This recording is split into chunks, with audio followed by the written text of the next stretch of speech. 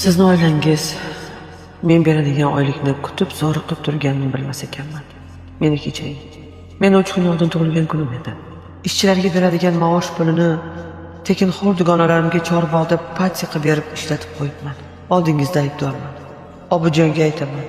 Qayerdan bo'lsa ham pul topib, sizni oyligingizni oshirib, bugunoq qo'lingizga beradi.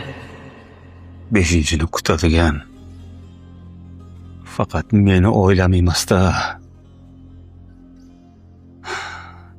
mana shu zavoddagi hamma kutadi.